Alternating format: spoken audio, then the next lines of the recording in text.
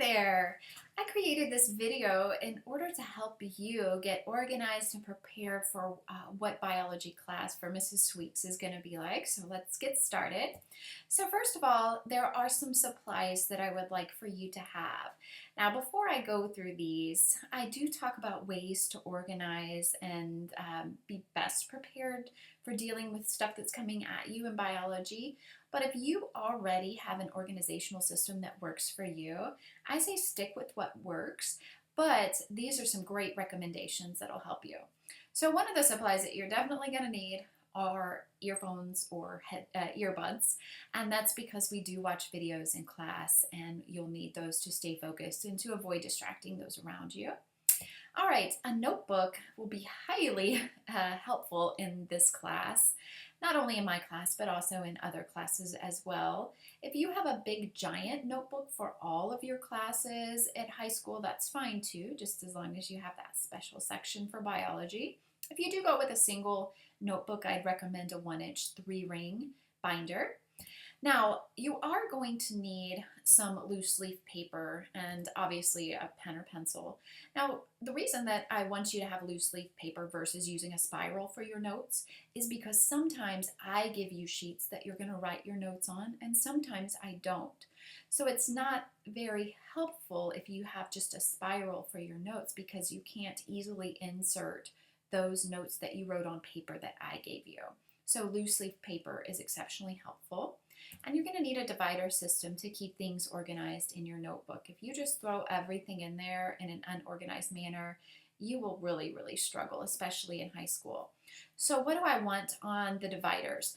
Well, first of all, your divider number 1 is going to be a class information divider where you will just keep general information and guidelines that I give you.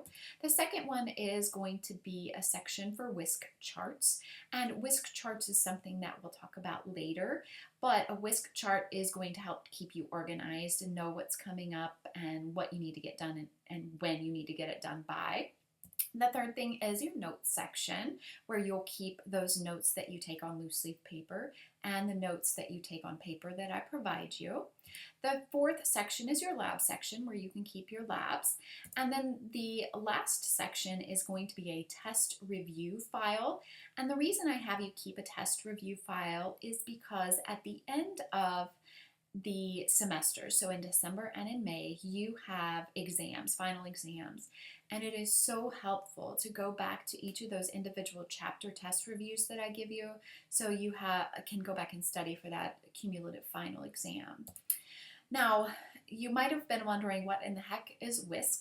Well, WISC is it's an acronym, and it was developed by a teacher from California. She's a math teacher named Crystal Kirsch, and I got to see her at a conference that I went to see a presentation she did where she talked about how she runs her class and how one of the ways that she organizes. And I really liked the organizational system that she established, and it works for my teaching methodology, and it works for keeping you organized and on task, and I think it's going to be really helpful. So what does the acronym stand for?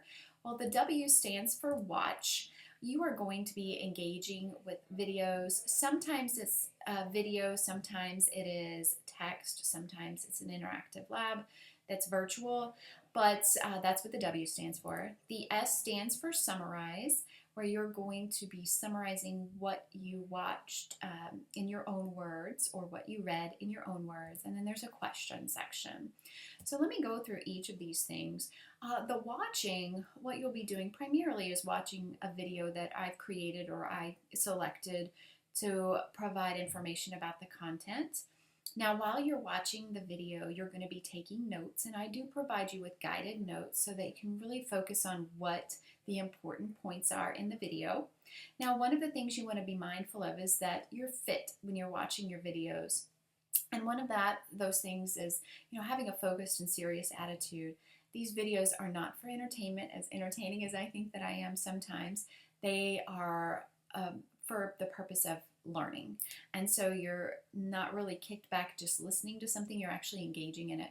When you need to go back over the information, you have the ability to press pause, go back. Oh, I missed this concept, let me listen to it again. So that's what, that's having a focused and serious attitude.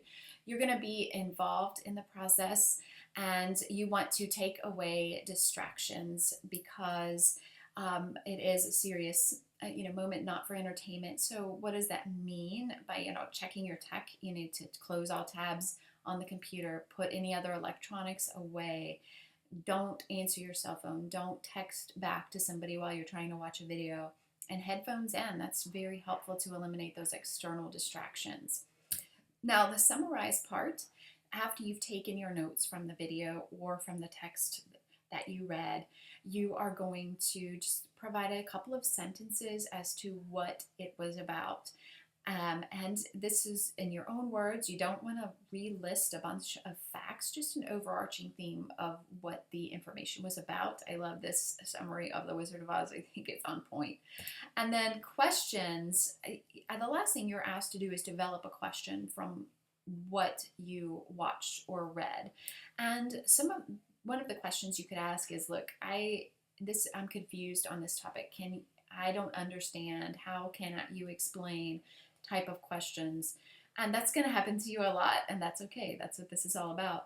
Another type of question is a discussion type question. Say that when you're watching the video and you think, wow, this would be really a good topic to discuss further in class. Say you wanted to take it farther. So you would develop that type of question.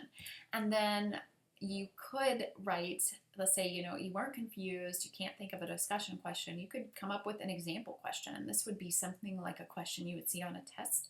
So you have to think a little bit like a teacher here when you write a question. And then the last thing after we're done with all of that is to submit your information via a Google form.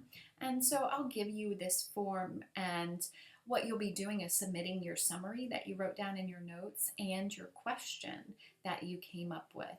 And the next day when we all return to class, I'll use those forms to guide our discussion when we start out.